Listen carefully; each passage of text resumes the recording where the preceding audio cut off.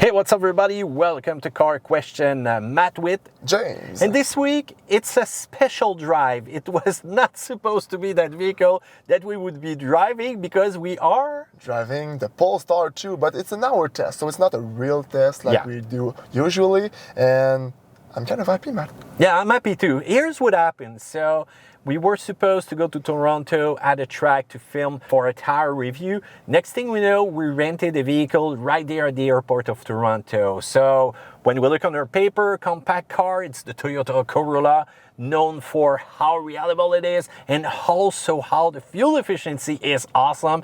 Typical compact car that you're going to find in every car rental. Next thing we know, and I've told you it would probably happen, we get right there to the lineup of car and they say, do you want an electric one?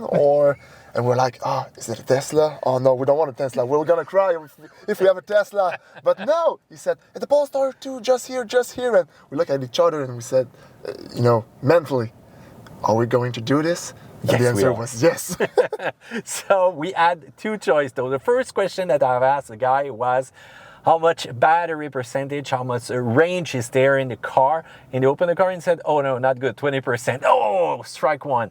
But there was another Polestar 2, and next thing you know, 80-something% of 84. battery, 84 to be precise, and way enough range for us to do our road trip and to go to the track and get back. And I said to James, let's go for it. Let's do a review. Let's look at the exterior, real unique styling. Yes, it's very elegant. It's way too similar to a Volvo. And you say, this Volvo. I'm like, no, Matt, this is a Polestar. Yes. It's because of the Thor hammer headlight at the front, but the vehicle is pretty classy. And do you want a fun fact about the exterior, Matt? Go ahead. If you don't know what battery your car has, you can just check at the door on your right or on your left, and you're gonna see what it is. It's so strange that they've written that right there down, right in the door, and it's just a sticker. It's not even really nice. Why did they do that? And it's not even a mention that this car is more luxurious than a base one. It's just, this is the battery, live with it.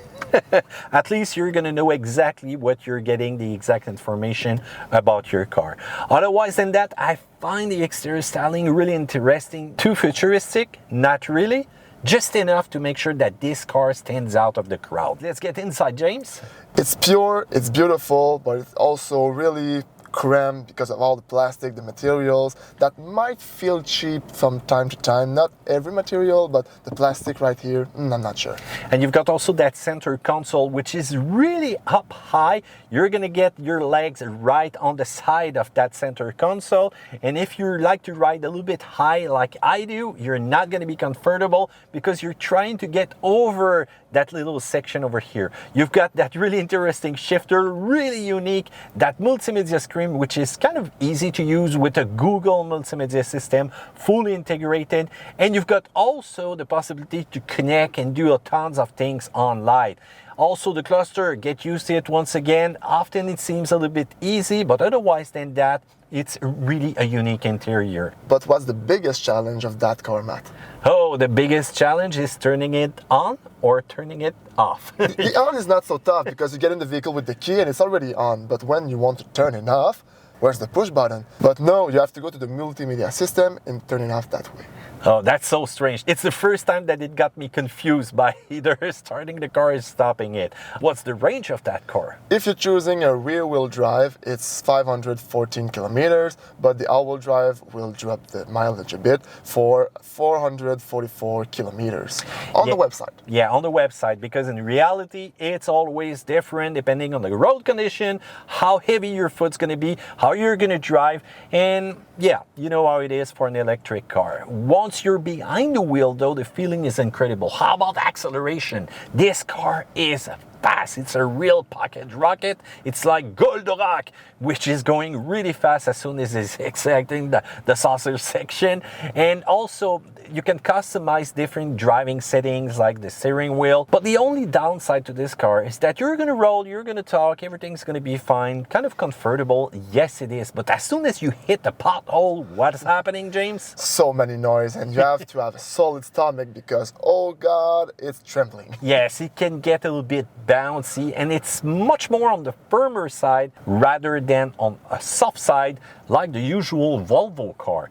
But the driving experience is kind of great. It's really unique. You got that unique feeling, and also if you got enough range, you want to, drive it in sports mode, you just step on it. There's no many modes where you cannot figure out what you choose. You just step, you just accelerate. There you go. Minimal configuration from the multimedia screen.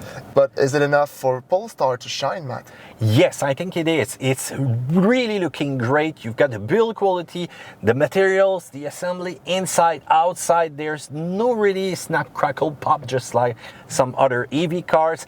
And Polestar, well, we don't think about this company often. We need to, because this is a real incredible product right now. But you know the game, Matt. The more vehicles you have in your parking lot, the more you will sell. And if you can deliver, you won't sell. Don't forget the affordable price, my friend James. So for us, well, it's going to be a cool experience. The guy said, oh, don't bring it with whatever range left in the car. I hope I won't be charged for that at the car rental when I return this car, but it's going to be fun to see what's going to be their reaction though. So we're charging right now. How about some numbers? Range 350 kilometers, battery level 83%, charging info 47 kilowatt, 105A, 441 volt.